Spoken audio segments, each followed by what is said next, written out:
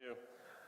Folks, I had a speech prepared for today and I decided to make some alterations, and it's been based on, I suppose, my experience here today, the refreshing debate and dialogue that has taken place at Congress, but also it has given rise to a certain pondering within me. It's my final year as a member of DIT Students' Union after 7 years, and I began to wonder, what was it that made me get involved in the first place? What made me run for class rep? See, I understood what it was to be able to make a small difference to some students who were in my class, and I knew then that I could go further. I could become a governing councillor, that I could change policy within my union, that I could make and shape an organisation that was going to better represent students, my friends, my colleagues, and the people who paid and who deserved strong membership from their union. I worked my way, as my manifesto will attest, all the way up through the system. I understand how to build a grassroots system because I've worked right from that grassroots level. USI and DIT Students' Union are very similar. DIT Students' Union is spread across 39 sites throughout Dublin, with even one in Cork, which is similar to USI. I've had to lead an organisation spread across many sites, and I know what it is and how it is that you get students involved in an organisation. I decided to think about what it was that got me, that made me run for DIT Students' Union President. I wanted a more accessible union, so I brought about constitutional reform and strategic reform. That constitution was passed this year with 93% support. I wanted a sustainable union, one that was able to continue to guarantee services, and I turned around a deficit when I took over as president of DIT Students' Union by a measure of €100,000. In terms of communication, where every union seems to fall down, I have delivered on a new website which is in the final stages of completion and will be launched in the coming days.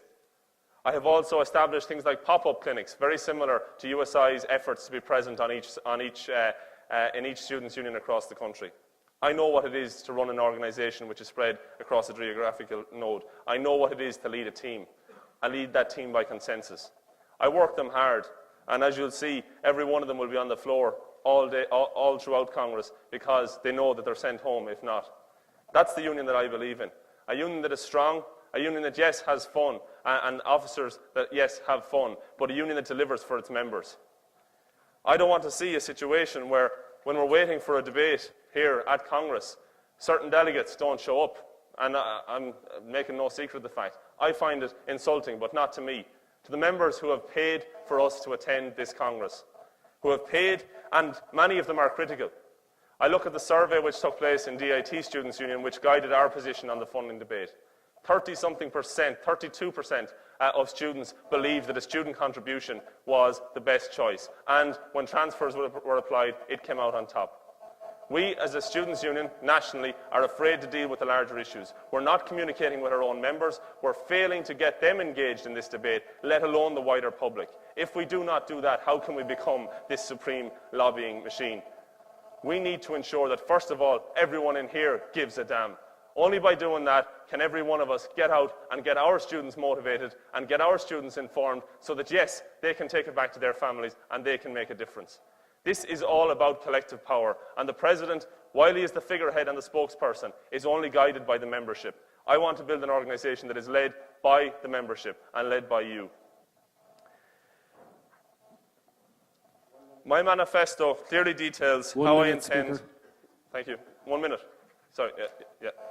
My manifesto clearly details how I intend to make USI more accountable, more transparent, and more sustainable. It is only by making the organisation stronger that we can then go on to ensure that we have something to communicate, that we have a message that's worth communicating, and that we can be confident and stand over that message. The message around fees and grants, I have my own ideological view. It's very different to what the outcome of that survey was. But DIT students were not the only one to return similar results. We have failed, and until we grapple with the issue, until we get out there and communicate with students, we will not be able to decide what their true view is. We cannot let our own ideology get in the way of that. We cannot use Congress as a way to make us feel better about ourselves. Ciarán Nevin for President of USI, and I assure you I will make an organisation that is more effective for the students that are our members. Thank you.